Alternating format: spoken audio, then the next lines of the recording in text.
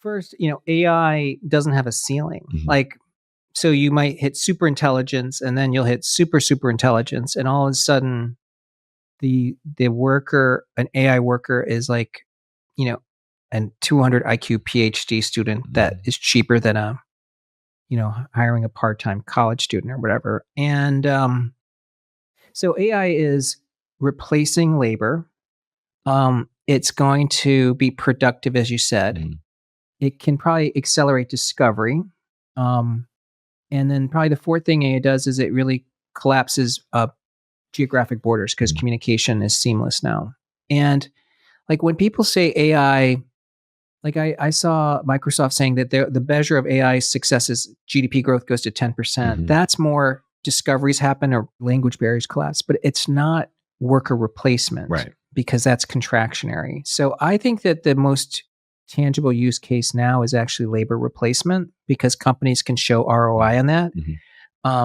But do you think that's happening right now? Because again, we're recording this on Thursday. Last night, Nvidia reported. I listened to the call. I read through the transcript. They keep talking about total cost of ownership and ROI, and they're trying to tell a story for their customers how this is like a good thing. And what you just mentioned about on the employment front and what can do to their workers. I mean, I'm taking the over, Tom, on this. You know what I mean? I just think like every time I turn on my phone or I open my computer or I put on CNBC or whatever, I'm hearing AI, AI, AI. And you hear a company like Microsoft has a strong vested interest that everybody believes this too, is talking about 10% GDP growth. Who are their customers? The Fortune gazillion. You know what I mean? Like they need everybody to buy into this, right? If you think about it. So I'm wondering if things like if we're reaching a little bit of a fever pitch on the expectations of what comes from this technology. I don't know. I mean, I would just say that because you and I both were in financial services, look at how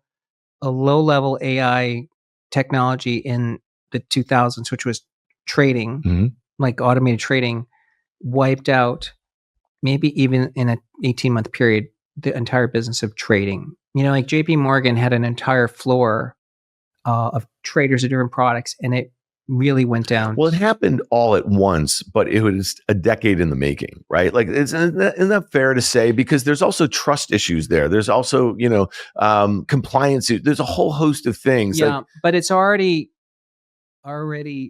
visible. Like I think that this is the year that like call center cities will shrink massively. You know what I mean? That's not going to affect the US, but that's going to just wipe out entire regions outside the US. And we already know, like in the creative space, it's already had a big effect. So I think it's already eating jobs that you didn't think it would be eating. So, and it's eating in some ways very high paying jobs. So coders, right? Like you just mentioned in the creative space, but then on the other side of it, and like your point is like call centers in the Philippines servicing US customers, right? That may make it a bit cheaper for like, let's say JP Morgan or Citibank, you know what I mean? But not that much cheaper. That's why they're over there in the Philippines. Well, I mean, I don't know if you heard like the stuff from Klarna. Yeah. Like, the resolution times collapsed. I mean, here's a fact, because we're a small business, technology cost is really high. It's only been going up. It's probably gone up every year, probably since 1990. So it's for the first time that the technology intensity of a business can go up, but their tech spend could go down because, but a lot of it's labor, it's hiring someone to manage the website or to write the app, just writing an app for a small business is an expensive endeavor. It's gotten a lot cheaper. Tom Lee shocked his viewers and the tech market with his new 2025 prediction for Nvidia after the earnings report. He then reiterated his belief by talking about the reason Nvidia feels like it is in such a rut and how the Nvidia holders will come out of this winning by the end. What is causing this unforeseen volatility amid such promising news? Key players like Amazon and Microsoft seem unaffected, yet the stock market tells a different tale. Let's unravel this mystery and uncover the nuances of Nvidia's current predicament. Welcome back, everyone, to Investocracy. We never know what's really priced in until like we can look in the rearview mirror. We did a study for our clients that looked at AI, but through the lens of substitution. So like, let's say that AI, the easiest use case is replacement of workers.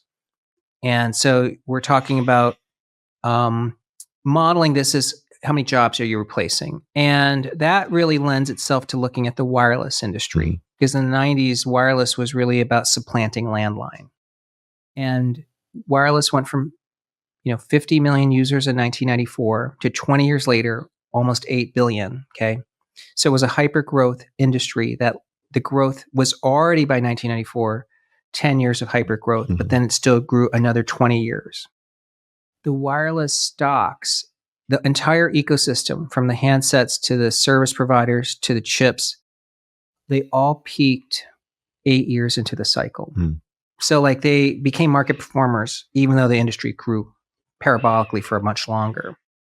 So I think that there is going to be the moment where the AI related stocks no longer outperform because it's either priced in or so much capital and competition's flowed in that no one's making money. It's profitless prosperity. I don't know when that moment's coming. Yeah. But is it going to happen? I mean, yes. But you could make the argument versus the 90s that a lot of these cycles have been accelerated, right? So if it took 8 years, for that to happen, I mean, we could say now we're in the third year of this massive CapEx build out. And at some point, it doesn't seem like, and even from what, NVIDIA had to say last night, it just doesn't seem like there's too many supply, constraints anymore. I think it's fair to say, like, the top is in when they don't go up on good news, and they go down on bad news.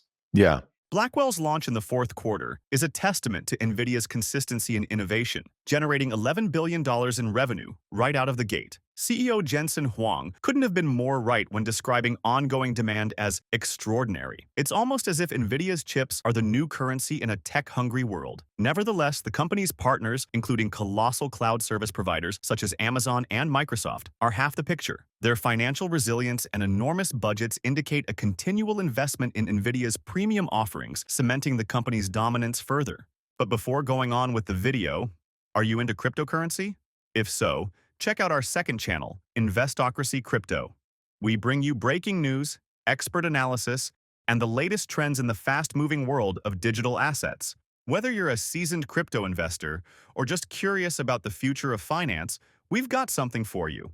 Click the link in the description to subscribe to Investocracy Crypto now. Don't miss out and stay ahead of the game. Now, let's get back to the video. That I would also make is at some point this year, I feel like there's going to be some data points that suggest there was an overbuild in the near term, right? And again, this goes back to ROI, right? If their customers aren't seeing it, and then we have a kind of sluggish sort of economy, they're just not going to be paying up for this sort of stuff right now. Like that day is going to come. I don't know if it's this year, but it could be this year. But I don't know. So, I mean, I'm probably not in a camp where I have any certainty on that. So can I ask you, what do you think would be different about from 21 to the lows in 22? And we just mentioned those four stocks that lost, 70% of their value. There was, dozens of stocks in the NASDAQ 100 that had been cut in half. And I think about what's gone on here. You could say it was real capital that's been behind this. It's real technology. You could take a longer term view, and I'm with you. I believe all of those things. We're going to hit super intelligence, and then super intelligence, and it's going to be this like something that we've never seen before. I get it. I'm going to take the over on it. But why couldn't we see some of these companies that have been at the forefront of this trend? Why couldn't we see them get cut in half over the next year or two if there is, a lack of demand and an overcapacity build? Well, I mean, I don't think anyone can rule it out, but I probably would just say I'm not sure I'm on the same page as you that we've reached overcapacity. But if there is overcapacity, which is going to happen, right? We're going to definitely overinvest capital in the space. Then the stocks are no longer going to make you money. But if someone says name a date that happens, I just say I don't know. Right. I mean, if everyone tells me it's this year, then I'll tell you it's definitely not this year. Right. So let me take it another step. If there is overcapacity, that means the cost of compute is going to come down, and that means the adoption might go up. If inference costs are going down, right, then you're going to see a lot of other industries really figuring out how to use this technology, right? Because they're taking hard looks at it right now. So what sectors would you think would most benefit with the cost of compute coming down, who could really obviously benefit from a whole host of reasons of having, like inference processes that are going to really aid their businesses? Well, I mean, I think people definitely oversimplify that belief, whatever Jevons paradox, because like take Bloomberg. Mhm. If you made it free, would everyone adopt it? Mhm. Like 99% of the world be like, wait, I don't even know how to use this thing. Right. You know what I mean? Or, if you made like, a nuclear car engine free, would suddenly every automaker use it? Like, Right. so it can't be just cost. That's the gating factor. Mhm. It's like, you don't want in the tech world, and in the 90s we used to call it, you don't want to be bleeding edge. If the technology is ahead of the consumer, it's just going to hit a Right. wall. Yep. Well, Tom Lee thinks that NVIDIA's innovative streak is far from over, with the Blackwell Ultra and Rubin architectures on the horizon. NVIDIA's stock didn't mirror such optimism immediately. What's at play here? Stock market behavior sometimes defies logic. While NVIDIA's fundamentals remain robust, remember, investor psychology isn't always aligned with corporate performance. But before going any further, if you made it this far into the video, thank you. These videos take a lot of effort and time to make, so if you enjoyed them, please hit the like button and subscribe to the channel. This goes a long way in helping us grow. That said, back to the video.